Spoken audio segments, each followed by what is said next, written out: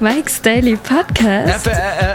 Episode 1052. Hello, it's Mike Matthews at Cafe Anyway for the show, Mike's Daily Podcast. Look, it's HAYLEY! HAYLEY THESEMI is back! Hi. It's been so long. It's been over a week. Mm-hmm. Now, things are back to normal at Mike's Daily Podcast. It's true. I had fun not being here, but I also have fun being here at Mike's Daily Podcast. I have a song. I have to tell you, I am shocked to see Katherine Heigl starring as a psychologist in a kitty litter commercial. She still looks great, and inside me she instills little bitty birds, hearts, and fish with gills. She was so popular about 8 years ago, and Mike's Daily Podcast caused many a heated discussion. Well, Mike's I was gonna rhyme something, Daily and then I couldn't. Podcast. So there we go. Yeah! Okay, so Katherine Heigl caused many a heated discussion between me and my ex-wife. I was supposed to rhyme discussion with pressed a button, because if the word Katherine Heigl was ever mentioned around my ex-wife, she'd get mad. It was like a button. It pressed a bad button. Do you know what I mean? Mm-hmm. Do you know what I mean? Do you know pushing what I your mean? buttons, yeah. I have a friend. Her birthday's coming up. She always goes, do you know what I mean? Do you know what I mean? Do you know what I mean? After everything. Know what I mean? Know what I'm saying? So LL Cool J, back in his early days when he was being interviewed, he would say, you know what I'm saying, like 5 billion times. You know what I'm saying? Yeah. Know what I mean? Know what I'm saying? I realized that I can't stand Martin Scorsese movies. I watched his TV show Vinyl, and I felt like I was watching Goodfellas with music and cocaine added. And why did the E get... Was there no cocaine in Goodfellas? Was there? I don't remember. I don't know. I haven't seen it. I just assumed that there was. Why did the E get subtracted from Katherine Heigl's last name? That's a really good question. I was wondering that as well. It's gone. So, It's... look who just walked in. Wait, who's coming in today? Oh, I don't know. I have to go back and look at what I wrote earlier. Oh, okay. Hello, my God, I think it's Chely Shoehart, gift shop supervisor. Oh my God, Katherine Heigl's gross. Why is she gross? Gross. I've never seen her in anything. I want to point that out. She was in that movie Knocked Up. And that movie was awful. Was it? See, I haven't seen it. So stupid. I hate my retainers, HAYLEY. You should carve them out. Okay. I'm gonna go do that. Have fun. Thank you. Here I go. She just walked off to carve out her retainers. I personally thought it was a fashion thing. They looked good. Mm-hmm. We know someone who's probably in their 50s that does a radio show on the KDOW that has braces. Has braces, yes. But I think he's getting all prepared to be on TV. Oh. He's trying to make himself super coiffed. Look who else just walked in. Oh, Mike, it's Floyd the Floorman! That is one noisy Mike thing. And this is John Deere, the engineer. I need to put some oil on that, sorry. Okay. What was I? Oh, so one time I had a question asked of me in front of my wife. Ex-wife. Mike. Mike! Dramatic comeback. Mike, who do you think is prettier? Kate Hudson or Katherine Heigl? And I went with Katherine Heigl, and that made my ex-wife very mad. I probably shouldn't have even answered the question, huh? Probably, but I don't know. My favorite Martin Scorsese movie is King of Comedy.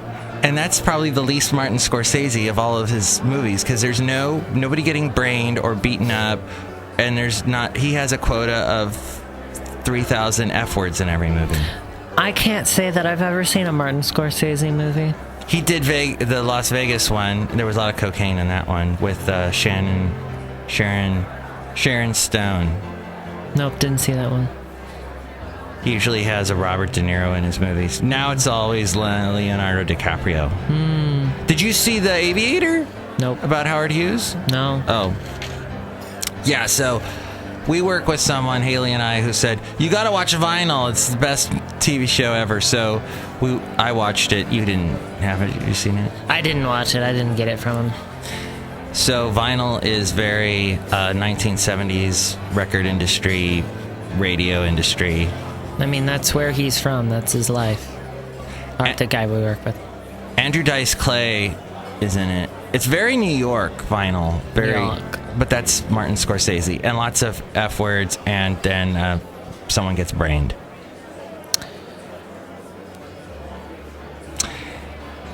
Helen Hunt. Oh, very good. Helen Hunt. I like how you changed that. Yes, I'm changing topics to another actress. That's all I could get out was Helen Hunt. My parents have been re-watching because they remember this show from long ago. Mad About You.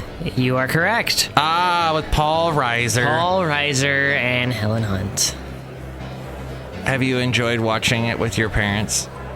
You know, when they're good episodes, they're really good episodes, and when they're not, it's awkward. Yeah. And it's very 50-50 in the first season. Oh, really? It really is. I didn't realize, because I remember watching it when I'd come home from work. It used to be on some channel, and so I got addicted to watching it for a while. It was the reruns. It wasn't. It's a very cute show. The writing, when they hit it, the writing is excellent. You know? The storyline is like they live in New York, right? They live in New York. They're freshly married. Freshly married. Done. That's it. That's all you got. It's in the same universe as Seinfeld? No. Yes. Yes. Do they cross over? Yes. In one episode. What? Because the apartment that Kramer is living in, he is renting it from Paul. I just got brained by myself. But like when you 4 said that. episodes into the first season, he passes the ownership to Kramer. So I am shocked. But now that I think about it, that's right. They were both NBC shows. So they probably wanted to cross over the two. yeah, maybe. Yeah, but he visits Kramer at the apartment, and of course you don't see the inside of the apartment because you never see the inside of Kramer's apartment. And they make a quip of like, hey, whatever happened to that guy Jerry living there? Oh, I heard he's trying to pitch some TV show to NBC. Oh yeah, good luck with that. Oh my God! So they were actually referencing parts because that was on Seinfeld where he pitched his show to NBC. Where he pitched his show to NBC, yeah. You do actually go into Kramer's apartment when you see Kramer. Oh, Merv Griffin, who had a talk show. He's long since left us. His probably one of his weirdest footnotes of Merv Griffin is that first off, Craig, who we work with, who's all about 1940s music and stuff, he can go on and on about Merv Griffin because I guess back then he was some popular crooner. But Merv Griffin then hosted a talk show when I was a kid in the 70s. It was a daytime talk show. Right. And I'm like, who the hell's Merv Griffin? But he wrote the theme song to Jeopardy. Dun, dun, dun, dun, And Merv Griffin would show up on other people's talk shows and they would bring up, oh, you wrote Jeopardy. And he's like, yeah, don't start singing that song because I get some money. I'll get money from you. You'll have to pay me. But so Merv Griffin ends his show and they're getting rid of all of his equipment, his the set furniture, and Kramer gets it. And he sets it up again in his apartment. And whenever anybody comes to visit him, it's like they're walking onto his talk show set. I do remember that. That episode, that's like one of my favorite Seinfeld episodes. I do remember that. That was ridiculous. I laughed so hard. And I know I watched, that's one thing in my marriage I did with my ex-wife. We watched every single Seinfeld together and every single Gilmore Girls together. Did you watch every single Friends? We got almost through every single one of them, except somewhere in the 6th season, we started getting like, oh, that's enough. Yeah. But no, Friends is, I was rewatching an old Friends, and I laughed. Very funny. I do like Friends. They used to play Friends at 6 and 6:30. And they'd be going procedurally through the episodes, but like at different seasons. Ah. So you'd watch like one of the later episodes at 6 and you'd get caught up in that story. And then you'd watch one of the really early episodes and everything was different at 6:30. And it was kind of refreshing. Because you didn't need to be caught up in all the, let's be honest, Ross drama of the later seasons. Basically, all of the drama in that entire show is because Ross is the worst character. He just can't frickin' get it together. He can't get it together. I mean, he has the biggest victim complex. Yeah. You have just underlined the exact problem I had with that show. Yeah. That's probably why I stopped watching it. I got so fed up with him. Yeah. There's some really great characters on that show, and Ross is not one of them. Now, okay, so Ross was a teacher at a college for a while, and then he starts a relationship with one of the hot college girls. And, okay, so, and then that girl's dad is Bruce Willis. That's right. And Bruce Willis starts dating Jennifer Aniston. And there's a funny conversation between Ross and Jennifer Aniston, like, she's like, I'm dating Bruce Willis. He's like, how can you do that? She's like, well, you're dating his daughter. And remember, you cheated on me. We were on a break! Oh, but the best part of one of the episodes I was watching was Joey gets mad at... All right, so Matt LeBlanc, Matthew Perry. I'm going to go with the actors' names. Matt LeBlanc is mad at Matthew Perry. Joey and Chandler. Oh, okay, those are the names. Yeah. Right, Chandler. Joey's mad at Chandler. And so he goes in and gets all of Chandler's clothes and puts them on. And and he walks into the apartment and goes, could I be wearing any more clothes? And that was funny. Even though my ex-wife and I don't talk very much anymore, I did text her that, could I be wearing any more clothes? And she wrote back, LOL, like she instantly got it. Yeah. And then she said, stop texting me. It's over. Move on. Oh, but I did have a weird stalkery ex-husband moment. Not with her, but with memories. I went on Google... what do you call it? With the camera where they drive through the streets and they take pictures. Street view. And I went back to where we lived together in Alabama. Probably, some of the best years of our marriage. Here we are, two Californians. We uproot ourselves, drop ourselves in the middle of the South, live in Alabama, completely, it is a total different world. I mean, we all still speak English, kinda, but it's just strange, and it's kind of the opposite of California in Alabama. Anyway, I found on Google Street View the house, and the Google Street View, even though I haven't lived there since 2009, it still has a picture of when we lived there, because my ex-wife's car is still in the driveway. And she doesn't even have that car anymore.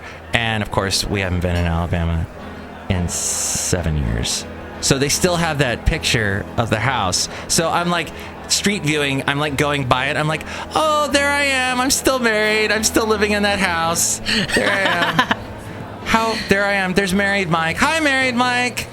And then I jump to where I live now, and it's an old picture too. It's like from 5 years ago. I was still married then. Yeah. And I'm like, oh, there I am, still married there too.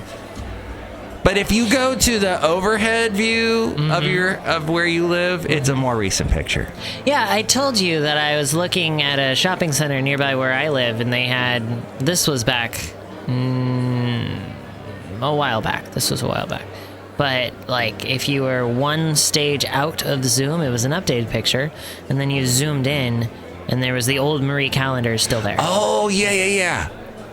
That's weird. So, just a matter of distance is a matter of time. Mm-hmm. It's very Einsteinian. It's like when you look at stars, and the star's probably dead. Yeah, because that light has taken so long to get to us. Millions of years. Tell us more about that, Neil deGrasse Tyson. No. How about you, John Deere, the engineer? Things are far away. Oh, okay, that's interesting. Yeah. Wow, I didn't know that. The more you know.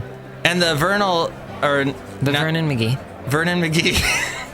Friends, may I say to you that science is an abomination and it's everything against what Jesus said. It's an apostate. No, yesterday was the spring equinox. Did you enjoy that, John Deere? Wasn't it? It was. Equal parts day and night?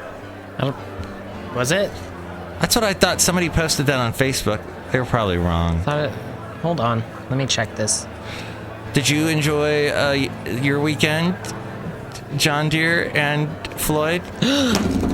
What happened now? It was.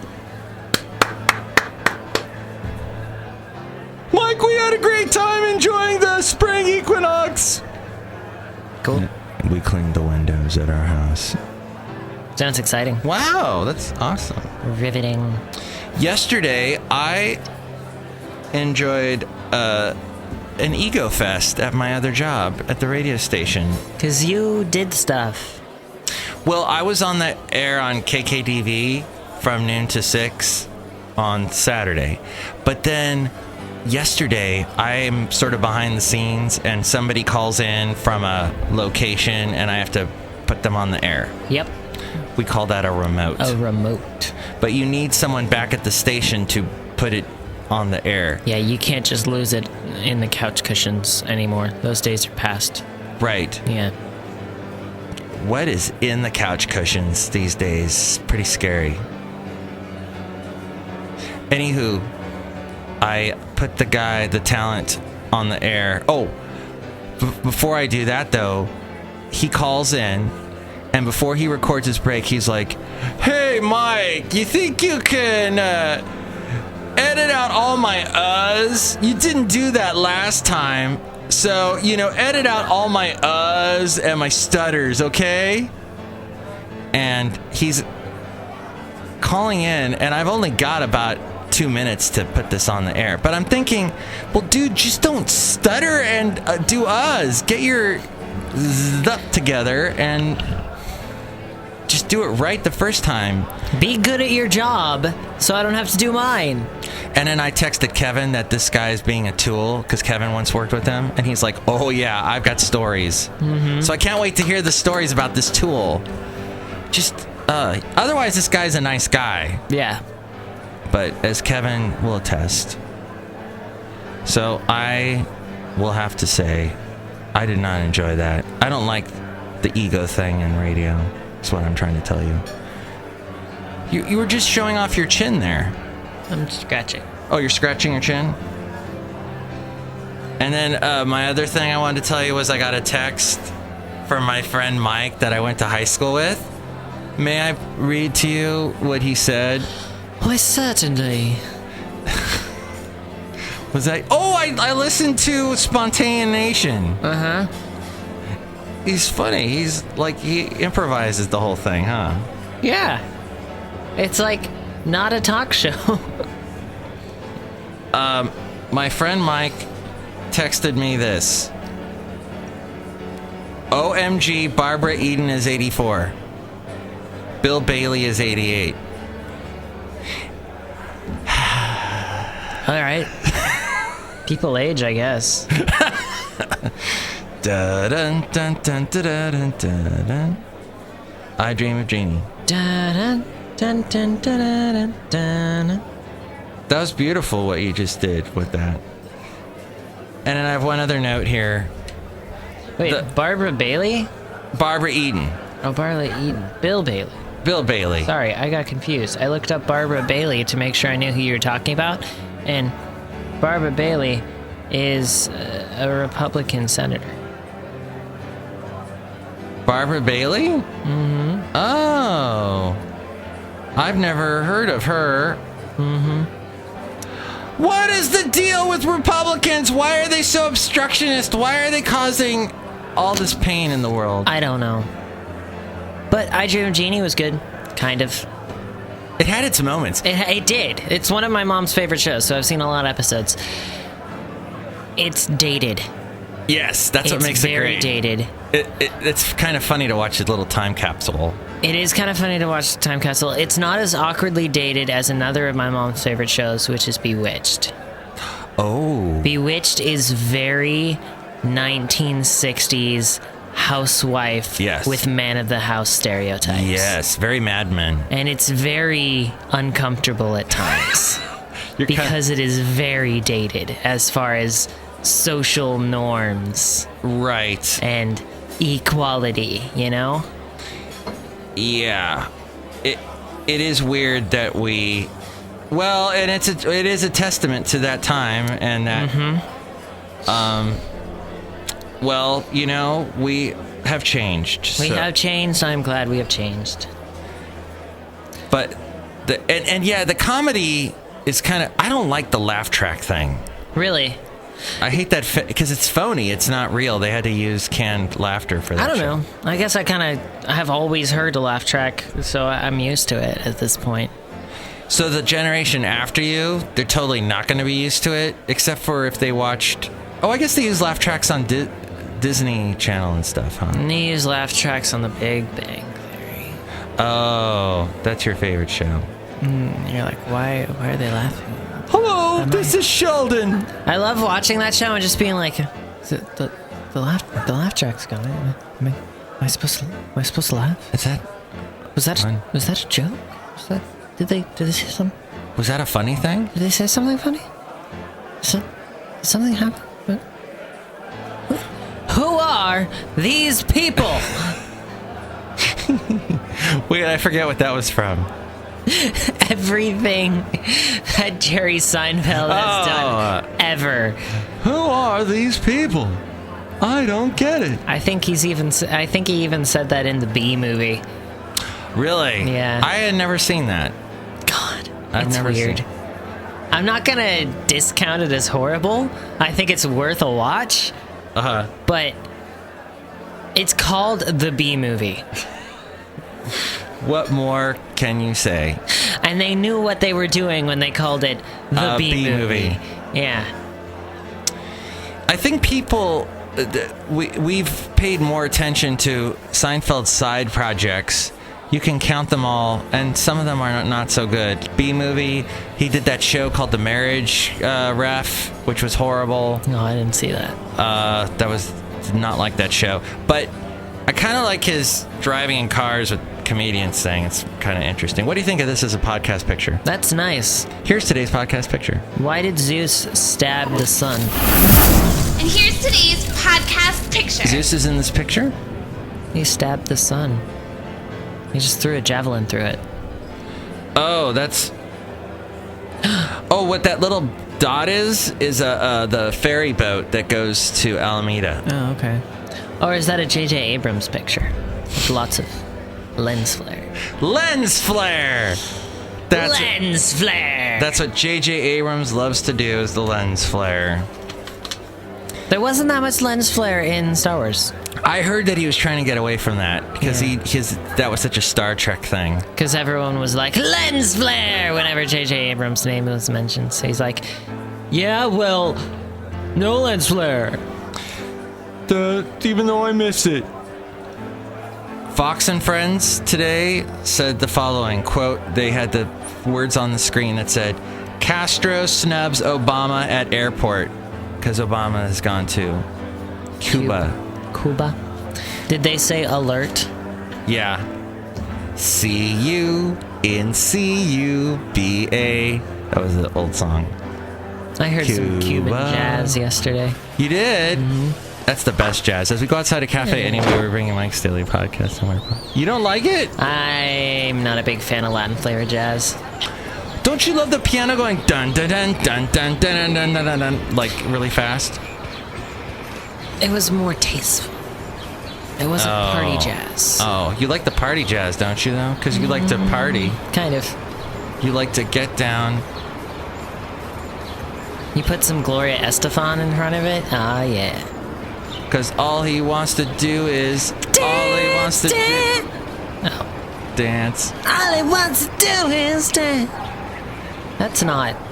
I was thinking of Don Henley there, Yeah. but Gloria Estefan is, come on, baby, do that conga. No, you can't trust yourself any longer. Do that conga. Beat dun dun dun dun dun dun dun dun dun dun dun dun. Yeah, she was great. Yeah. Gloria Estefan. Then she almost died in a bus crash. Gloria Estefan. Estefan. I heard her say Estefan. Well, yeah, but it's not just Gloria Estefan. I'm a big fan of Gloria Estefan. Oh, the 20-year-old that I work with at the other station, he said the following, and I had to write it down because it made me laugh. He said, he was talking about spring break, and he goes, he'd sure like to spend spring break with a girl, but all the girls are hotboxing it. What's the deal? What's the deal with that, with people? With young people today hotboxing? What does that have to do with anything? Man, it'd be great to hang out with the girl, but like, all of the girls are currently stuffed into one car in a parking lot at 4 a.m. hotboxing. Do you find, as a millennial, that a lot of your friends are smoking out in cars? Not necessarily in cars. No? No. They're smoking out in the... It's not just millennials. Rumpus room? It's not just millennials. In the bathroom? There's a lot of people smoking in the boys' room. Your God, favorite song? I hate that song. So, did you know that our good friend Rob Black referenced you on the show last hair? week? He mentioned millennials, and he said, I work with someone who, he does theater. Did theater.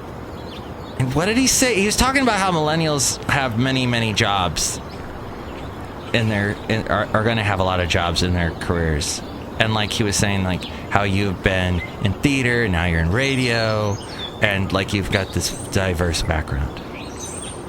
And then he was reading a bunch of stuff about millennials, like, oh, they will not ever know what MTV is or whatever the thing is. Back in my day, it was always, well, you know, this generation, all they know is MTV, and they don't know anything else. Wow. And the beat goes on. The beat goes on. The beat goes on. And he was saying something about how millennials they're not so much into cars. Like, I don't need them. That kind of thing. It's kind of true. I can get an Uber to take me where I want to go. Right. Well, I think we've covered everything. Text I got from Mike. Yesterday's Ego Fest. King of Comedy. Spring break. Well, we're so happy to be here doing this podcast. I like the podcast. How did your wedding go? Which one? Did you have one this past weekend? There was a wedding on Friday. It was nice.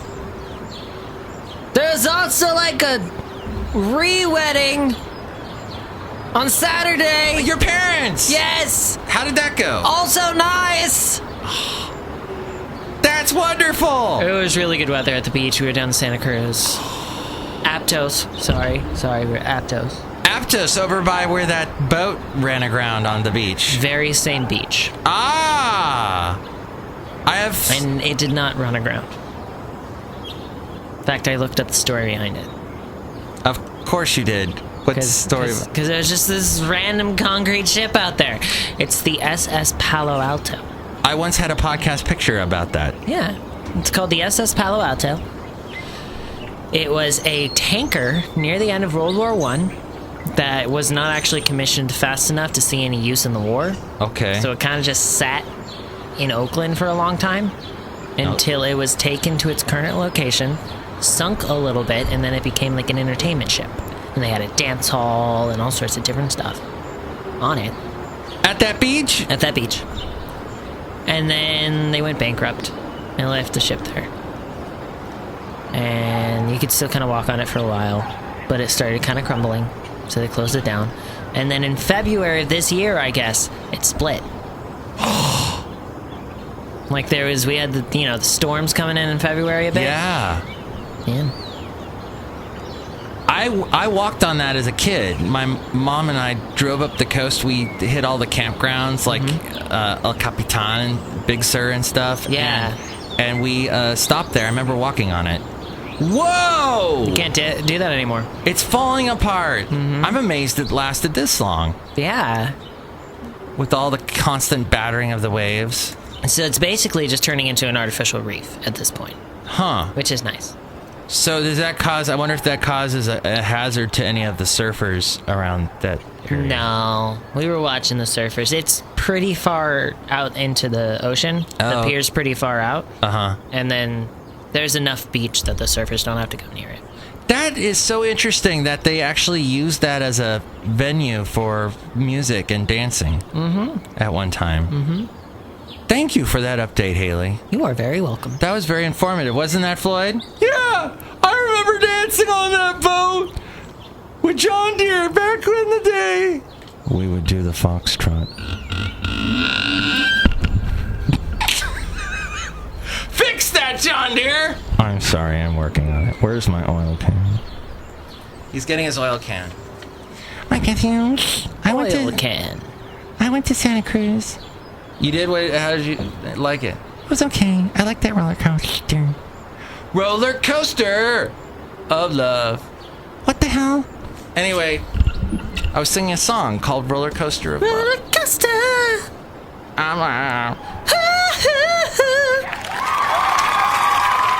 Well, I'm glad. Congratulations to your parents. Congratulations to your friend, the other thing. It's my girlfriend's sister. Ah! Was that must have been an interesting wedding. Wasn't that kind of unusual? No. No, it wasn't strange? It was a good wedding. It wasn't. Why would it be strange? I don't know. I guess the more interesting one would be your parents on the beach. That must have been nice. It was nice. Really funny thing happened at the wedding, though. It was the girlfriend's sister's wedding. The ordained person, not a pastor, it wasn't a religious wedding. He was really good, though. He was talking about, the journey to come and the journey to be, the journey that was between these two people, because they already have a kid together and they've been together for years. And they're basically finally making it official that they're married. Like Sting and Trudy. And he talked about how, the journey all started when they met in the back of the bus in 2008. And Becca and I look at each other and we start cracking up because we met in the back of a bus in 2012. Weird! That's fantastic. Wow. Yeah. What a coincidence. Aw. And it always reminds me of the end of The Graduate, because they're sitting at the back of the bus. But that's kind of a sad ending, because they're looking at they're kind of looking like, what did we just do?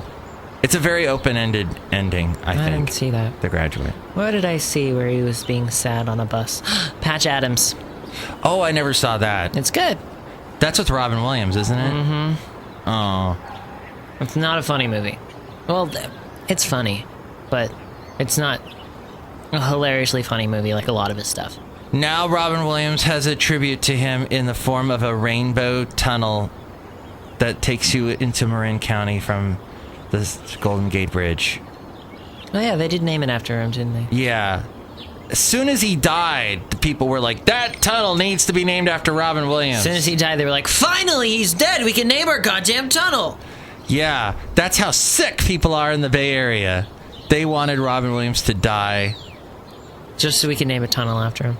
Just to name a tunnel after the great comedian Robin Williams. I don't want anything named after me when I die. Yes, I do. Wait, I'd like a, I'm gonna name my coffee cup after you. Thank you! That would be a good thing. I would like this show to be named after me when I die. Oh, it's named after me now. Well, What episode number is it? 1052. Episode 1052, Mike Matthews.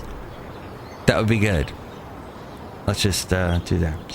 Next show, it's going to be Benita, the disgruntled fiddle player, and the brewmaster. Thanks for being on the show. Do you think you'll come back for another one? I hope so. Unless one of us get hit by a car.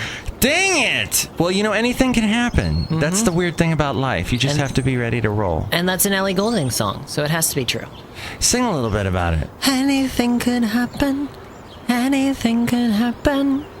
Oh, that's nice. Mm-hmm. She apparently cheated on Ed Sheeran. I thought she was with Zed. Zed? We say Z in America. No, it's literally Zed. Oh, really? Z-E-D-D. Oh, then that would be Zed. Was she with that Sheeran or was she with... I wish she was with him. I wish she was good. Maybe she was... Wait a minute. She did a song, that Love Me Like You Do, la la la, love me like you do, and then she's got that latest one. That's the new one I haven't heard. The newest one has her naked in Vegas in the video. Haven't we all been? That's... Is it... Haven't we all been? I didn't get to Vegas till I was in my late 30s, so really? It took me a while. I've never been naked in Vegas. Whenever I'm in Vegas, I'm like, nice. I should not be in Vegas right now. Name some Ellie Goulding song titles. Do you Lights. have Lights, of course. Lights, anything can happen. If the lights Burn was a good one. Burn. 'Cause we got the fire. Yeah, we got the fire. Oh, yeah, that one. And we're gonna let them burn. Gotta let them burn.